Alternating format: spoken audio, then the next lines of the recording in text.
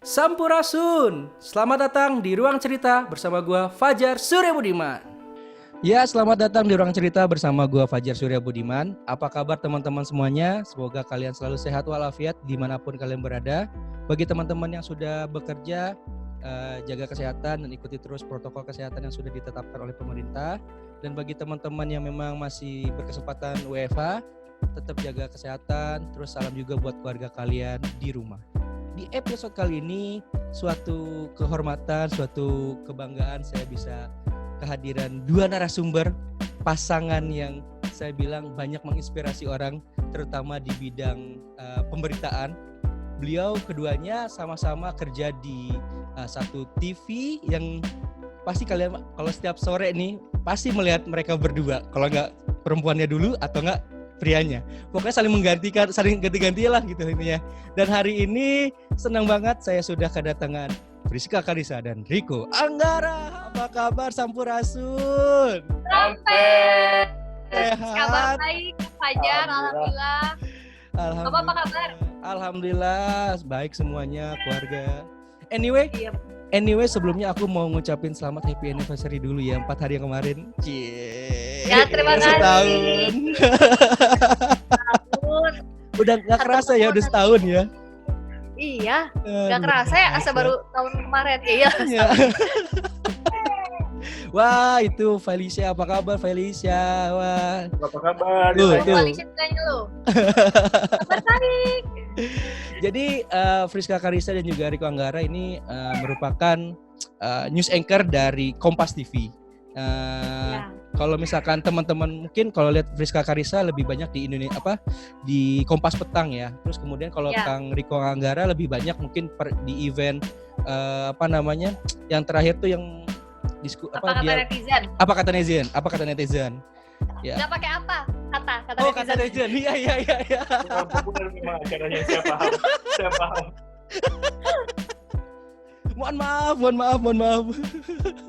Ya pokoknya sangat menginspirasi lah mereka berdua ini. Jadi sebelum kita akan membahas tentang suka dukanya menjadi bagian dari jurnalis, ataupun mungkin kalian ada tips nih dari kalian berdua nih tentang mungkin teman-teman yang masih pemula ataupun mau mengawali karirnya di bidang jurnalis. Aku mau tanya dulu, kegiatan kalian selama mungkin hampir 4 bulan di kala pandemi ini, ada hal sesuatu yang baru nggak sih yang mungkin belum kalian pernah rasakan sebelumnya di kala pandemi ini? Paling ada tambahan work from home ya Kang ya sekarang kita. Anda? Ya kan kamu jadi work from home ya, sama. Saya tidak ada work from home.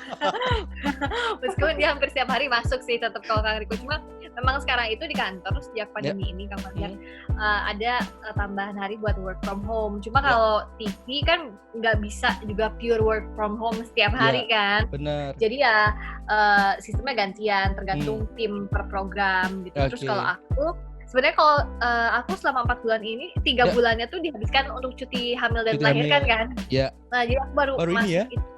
Iya, baru seminggu sebelum Lebaran. Terus kalau liputan laginya tuh baru 2 minggu kemarin.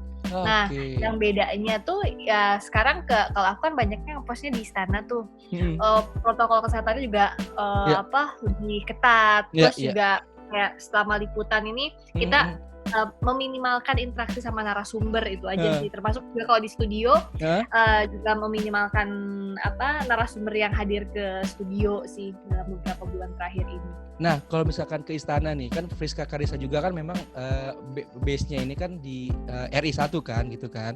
Cuman apakah ada perbedaan nggak sih? Apakah mungkin press release-nya di-share lewat Zoom kah atau di-share lewat WhatsApp group, atau tetap kita harus mesti standby di base camp atau gimana tuh sekarang karena pandemi ini? Jadi kan ada beberapa titik biasa tuh kalau liputan di istana, ada di press room, di ruang wartawan. Terus di pilar tuh kalau kita nungguin yang datang, narasumber yang datang, menteri dan sebagainya untuk doorstop, sama ada di Istana Merdeka atau Istana Negara. Nah sekarang itu sejak pandemi ini banyaknya kita pakai link live streaming. Jadi wartawan di press room, kalaupun ada liputan misalnya pelantikan atau sebagainya, itu dibagi sih. Jadi nggak semua wartawan, biasanya kan semua media, semua wartawan kan titik yang sama. Nah untuk menjaga jarak juga. Jadi sejak ada physical distancing ini, kalaupun liputan di luar, agenda presiden di luar ataupun di dalam sana dibagi gitu, dibagi perwakilan televisi, tapi semuanya ataupun cetak ataupun online bisa dapat live streamingnya, jadi bisa kita lihat press room itu. Oke gitu, berarti dibaginya, berarti lebih ke pembagian jadwalnya ya gitu ya. Ya biar nggak numpuk kan, karena mau nggak mau kan kalau misalnya ada satu agenda yang pelan-pelan gitu, biasanya kan banyak kan semuanya berak ada di satu tempat, kalau ini enggak. Nah kalau Kang Riko sendiri nih, Kang Riko mungkin lebih banyak kan mungkin di studio kan gitu kan. Nah bagaimana keseharian Kang Riko sendiri untuk di di kala pandemi ini, ada hal yang berbeda nggak mungkin dari sebelumnya? Tidak ada. Biar cepet. Selain siaran, aku in charge buat 3 program. Jadi aku executive producer buat Kompas Bisnis, Kompas Siang, dan Sapa Indonesia Siang.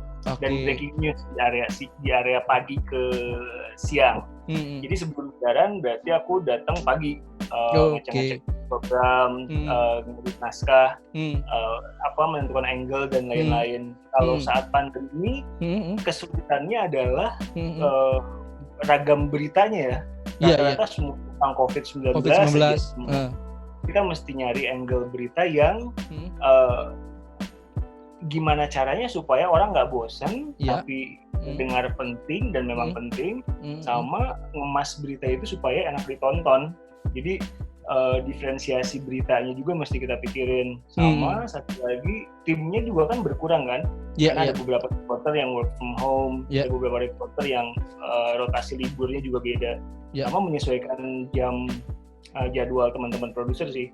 Karena yang biasanya 5 hari kerja 2 hari libur, kita atur jadi 3 hari kantor, 2 hari libur, 1 work from home. Jadi ada penyesuaian. Plus pakai masker. Ngap, saudara-saudara. Ngap. Yang harus dilakukan.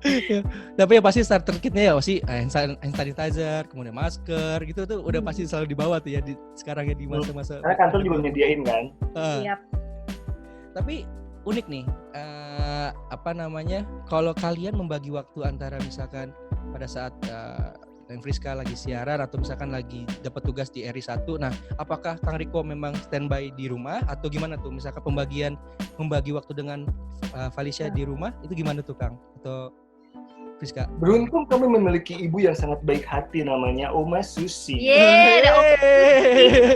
Yang selalu update di Instagram story.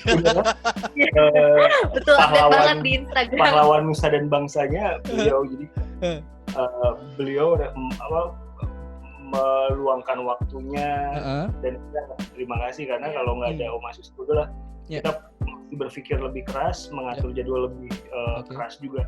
Jadi kalau saya liburnya tuh Senin Selasa, Minggu Senin Selasa. Friska liburnya Rabu Kamis.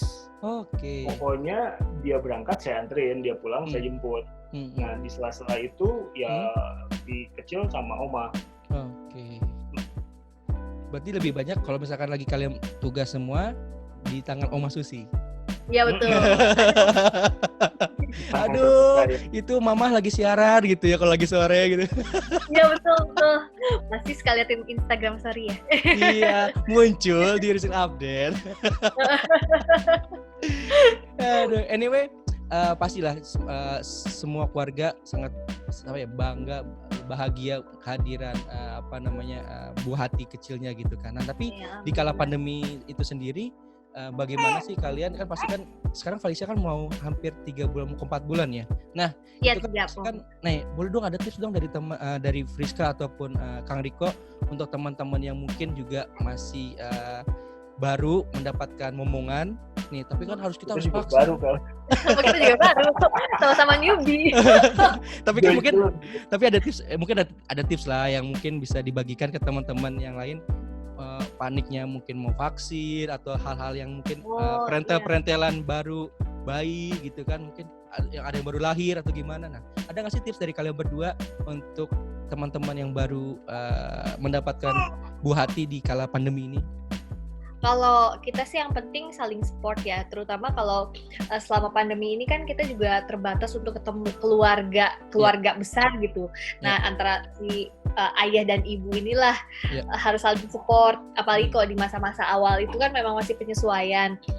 Tidak hanya penyesuaian sama kondisi pandemi, kita pun sama baby kan belajar lagi dari awal kan gitu. Meskipun alhamdulillah kalau kita ada oma di sini, ada Oma Susi, tapi kan juga kita sebagai orang tua masih banyak belajar untuk memahami si anak gitu. Nah, jadi kita saling support itu sih yang penting di saat pandemi ini. Sama memang kalau tadi dirimu nanya gimana nih, apalagi butuh vaksin. Kalau pastikan kita tahu, misalnya ya tiap orang kan beda-beda memutuskannya, apakah bisa memilih yang sekarang ada vaksin di rumah atau tetap rumah sakit. Kalau aku kebetulan Felicia ini masih tetap ke rumah sakit, tapi rumah sakit yang tempat kita vaksin itu memang kita udah pastikan betul protokol kesehatannya ketat. Jadi misalnya satu termin itu hanya untuk vaksin khusus 1 hari itu, dan juga yang mendampinginya satu orang. Jadi saat kita datang juga, aku saat lihat ke lokasi, nggak ada antrean juga gitu. Meskipun tetap aja SOP-nya kalau kita selain ke rumah sakit mau pulang kantor juga sama, pulang ke rumah harus langsung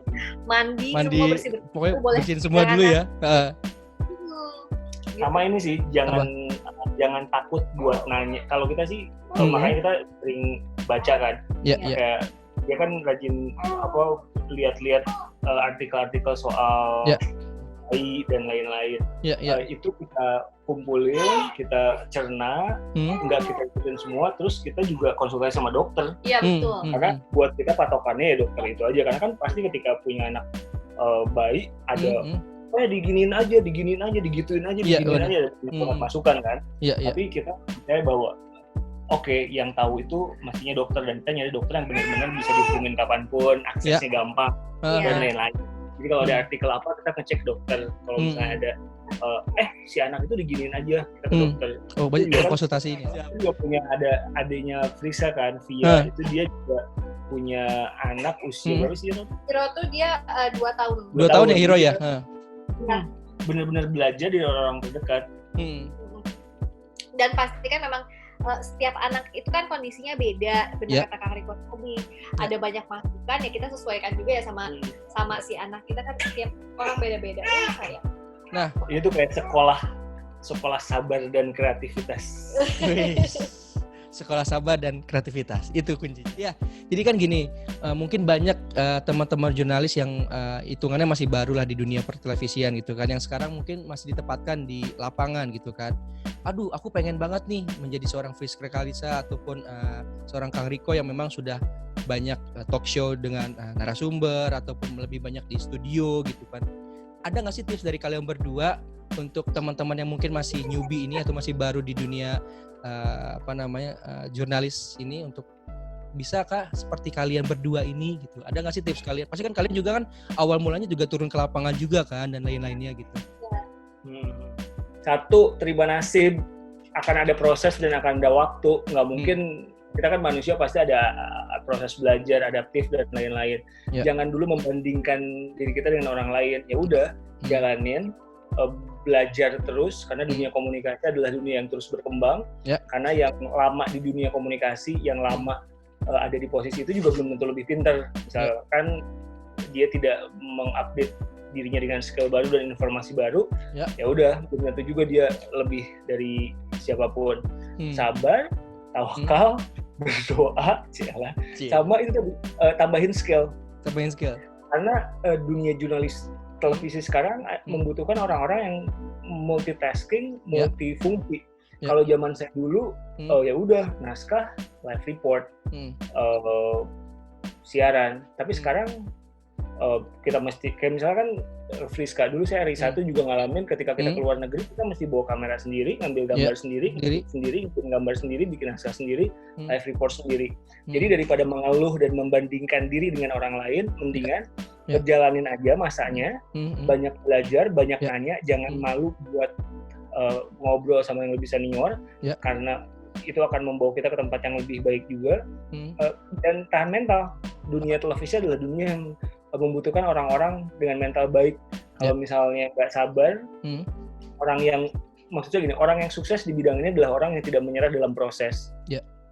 Jadi kalau skillnya udah punya, percaya sama saya, semua akan ngikutin kok. Kantor kita juga nggak buta, kantor kita juga nggak abai. Nah, ketika misalkan itu terjadi, ya udah kita minta aja hak kita. Saya dulu mau siaran di SCTV, di meja siaran, saya nanya, gue mungkin nggak diaudisi, gue mungkin nggak mungkin ini. Kalau misalnya memang nggak mungkin, ya cari tempat lain, gak usah ribet. Itu aja sih. Okay. Apa Neng? Yes, aku juga sama sih. Benar kata Kang Riko tadi, jangan menyerah sama proses. Gak bisa lah kita instan tiba-tiba masuk, tiba-tiba saya pengen siaran besokannya gitu. Tapi jangan lupa. Bisa sih kalau Anda yang punya TV. Oh iya bisa. Tapi gini, orang mungkin pikirnya jadi presenter itu pencapaian utama. Kalau menurut itu kan pencapaian, tapi kan lagi-lagi kualitas seseorang juga akan tergantung sama seberapa bisa kamu menempa diri kamu, menambah skill kamu kan, nambah pengetahuan kamu. Nah, makanya jangan puas kalau menurutku. Karena proses itu menurutku ya itu bukan proses 1-2 hari. Ada banyak tempaan yang harus dilalui, ada banyak hari-hari yang harus dilalui. Plus juga tadi kenapa yang penting belajar, karena yang aku rasain dari awal banget jadi reporter baru dulu sampai sekarang adalah ya harus terus belajar karena nggak ada habisnya sebenarnya. Mungkin kita ngerasa sudah cukup baik, tapi cukup itu kan nggak bisa saat itu saja. Besok tuh berkembang ilmu pengetahuan, informasi, semuanya berkembang. Jadi ya jangan puas, jangan mudah berpuas diri sih. Nah, kalau misalkan ini, ada nggak sih tips dari kalian berdua? Karena kan memang udah terbiasa dialog nih dengan narasumber gitu kan. Tapi kan terkadang terlihat terbiasa mungkin. Terlihat pintar mungkin. Terlihat rileks. Kata kuncinya adalah terlihat. Terlihat. Nah, yang masih kan kayak mungkin Kang Riko di Kata Netizen atau Neng Friska lebih kepada di Kompas Petang. Tapi kan lebih banyak narasumber ini kan datang dadakan gitu kan. Ataupun kadang-kadang suka berubah nih, yang tadinya A malah B gitu kan. Nah, dari kalian sendiri ada nggak sih prepare apa yang atau tips sederhana buat teman-teman yang baru di dunia, misalkan apa ya saya bilang, yang hard news gitu, yang lebih ke talk show atau dialog kayak bertemakan sosial, hukum dan HAM dan lain-lain gitu-gitu. Ada tips sederhana nggak sih dari kalian berdua? Prepare apa yang harus dipersiapkan atau tips-tips apa yang kira-kira itu membantu kalian selama diskusi itu berlangsung? Update informasi sebenarnya kan harus banyak baca informasi yang terkini apa gitu karena itu tadi narasumber bisa datang diganti tiba-tiba gitu terus temanya pun bisa berubah tiba-tiba dalam sekejap. Jadi ya harus update informasi dan ya latih skillnya tuh banyaknya sih kalau aku rasa waktu di lapangan sih. Di lapangan gitu. Semuanya?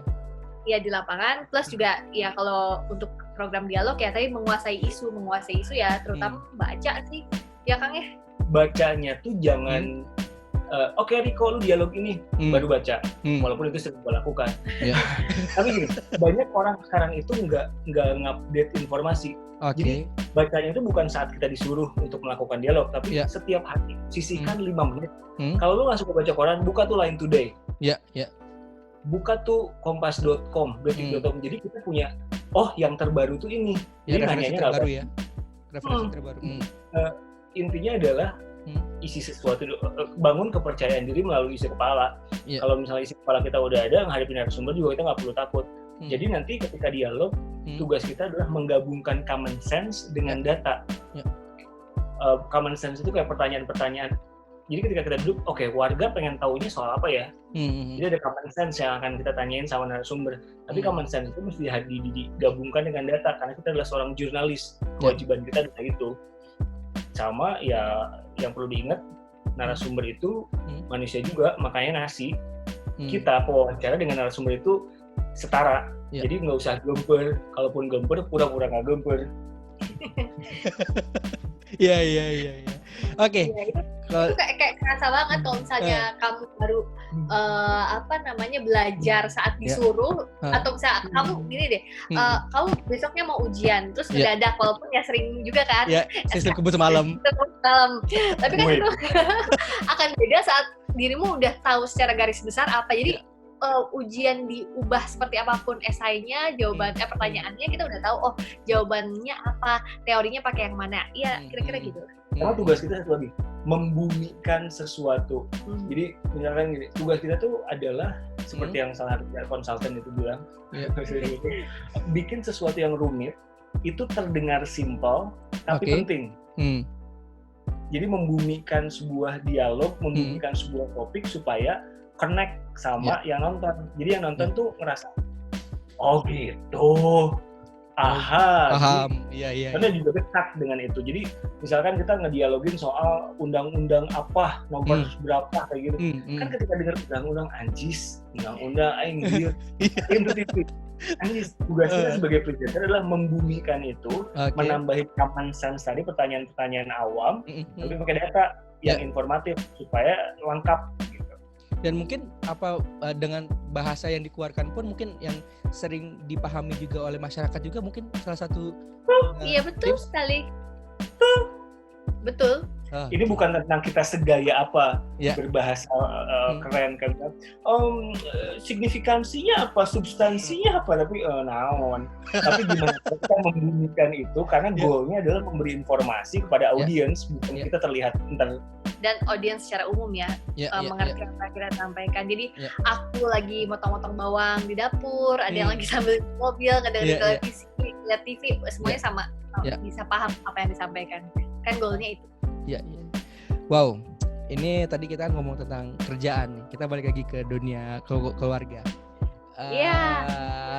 Kan yang mungkin mungkin ini juga yang diinginkan dari seluruh pasangan di Indonesia atau di muka bumi ini kan, pada saat setahun yang lalu pada saat kalian pernikahan, kalian dihadiri oleh orang nomor 1 di Republik Indonesia ini kan. Nah, terus waktu itu juga kan kalian juga mendapat suatu kehormatan diskusi langsung di istana juga kan, pada saat setelah atau sebelum setelah kalian pernikahan gitu kan.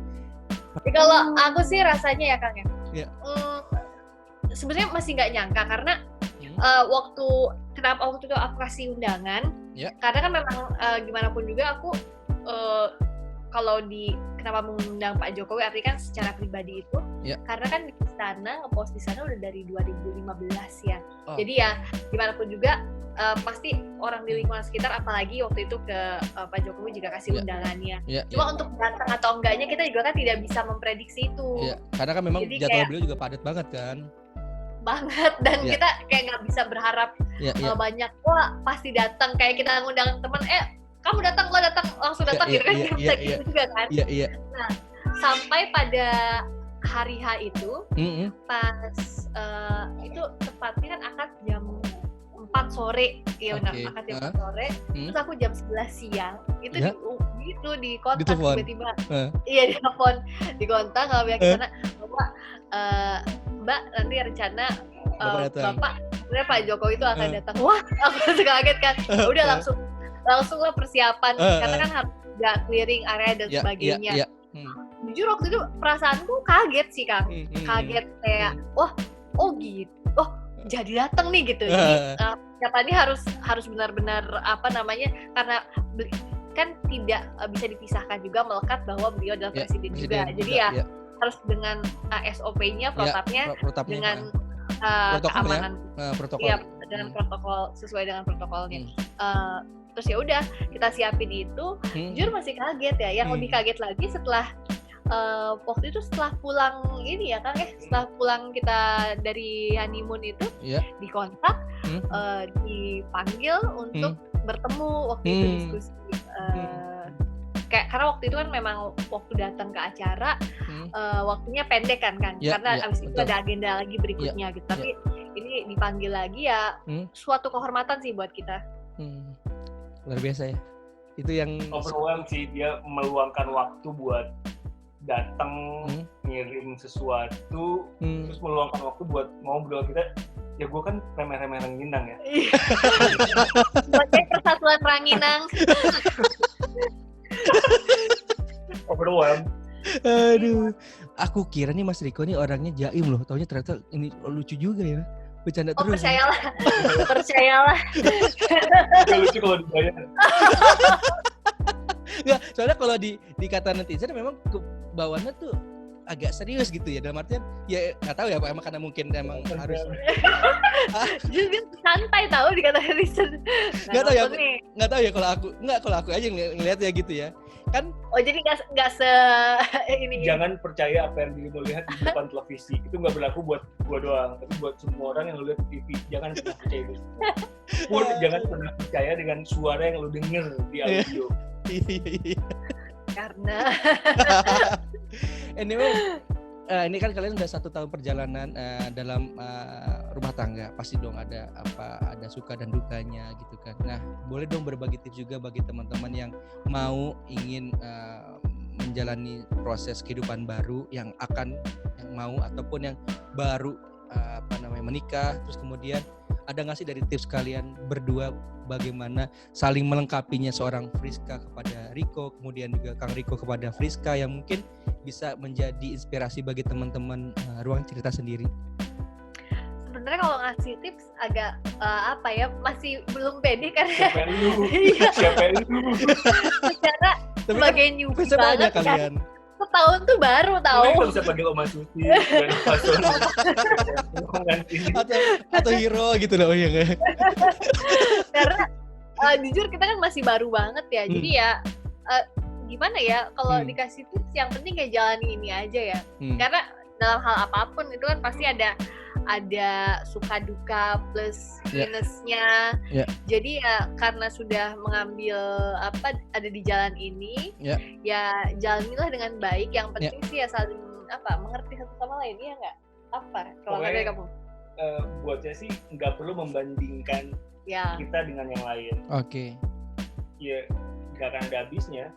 Kita yang tahu situasinya gimana. Jadi ya udah dijalanin aja dengan penuh tanggung jawab.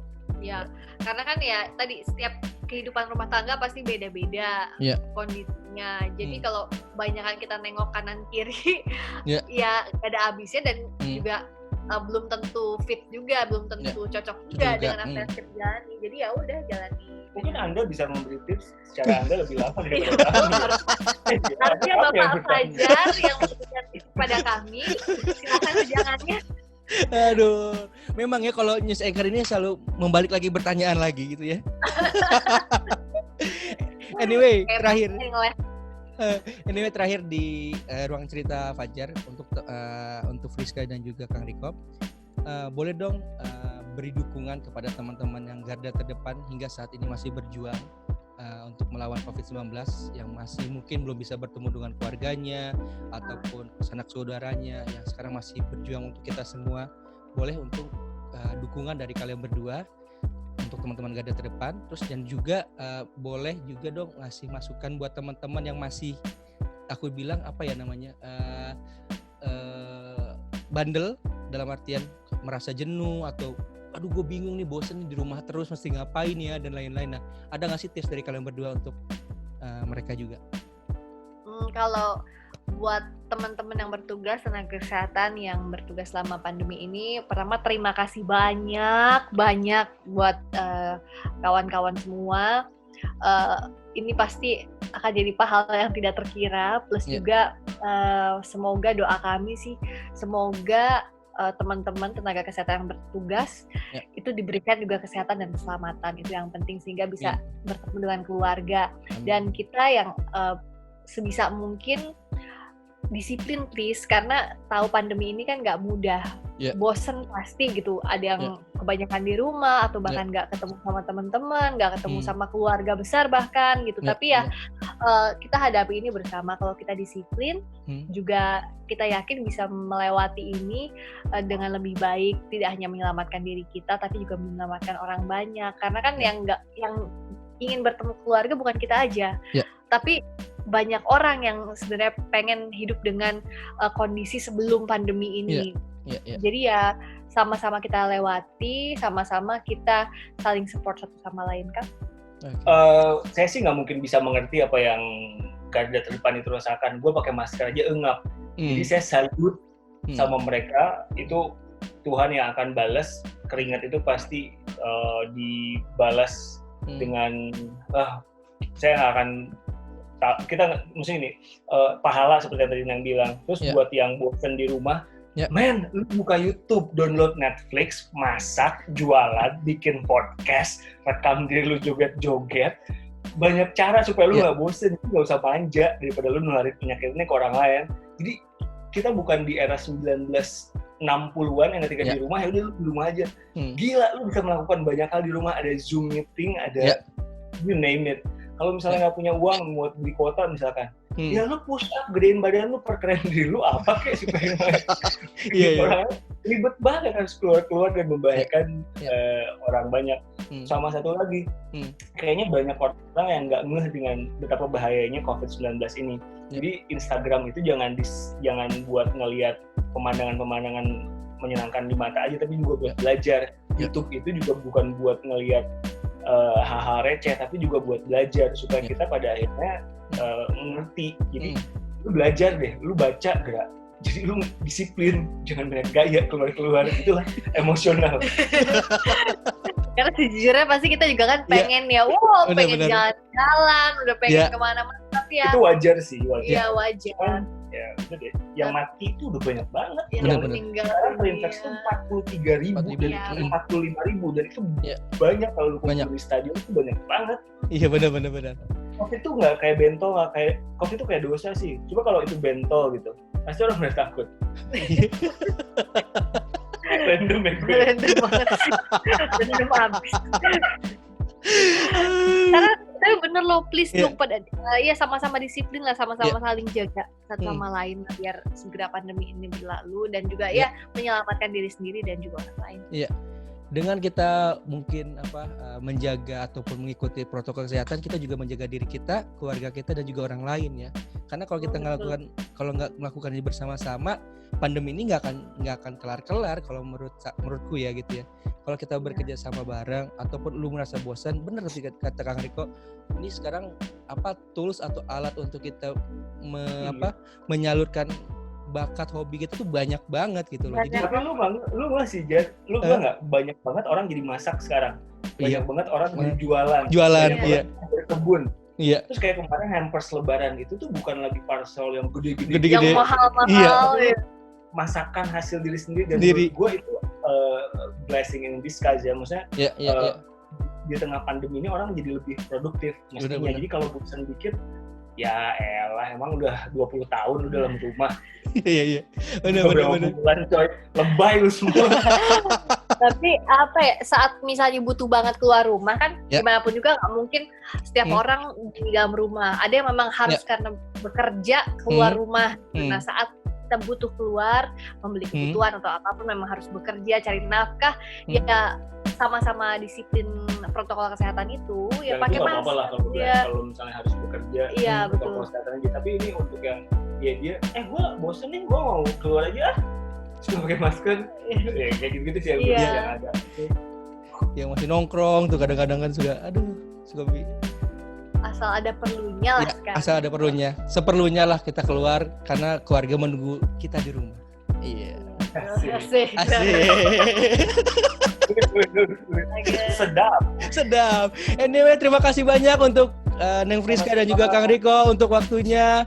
Jangan kapok untuk mau main lagi di ruang cerita Fajar dengan cerita. Jangan kapok, karena kan pasti banyak yang diedit ya. Iya.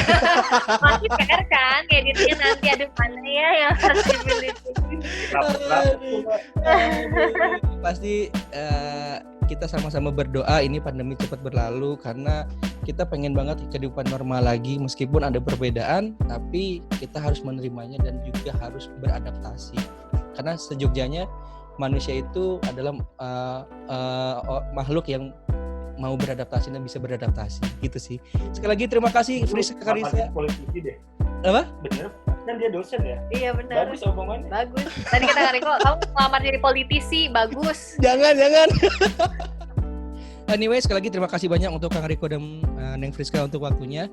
Sehat-sehat selalu dan juga kita semoga bisa bertemu di lain kesempatan dan nanti mungkin pada saat kita sudah berada posisi di normal yang sesungguhnya. Terima kasih buat kalian berdua. Sehat-sehat selalu. Assalamualaikum. Waalaikumsalam. Warahmatullahi wabarakatuh. Hai, jangan lupa ya untuk like, comment, and subscribe channel YouTube Akang ya. Hatur nuhun.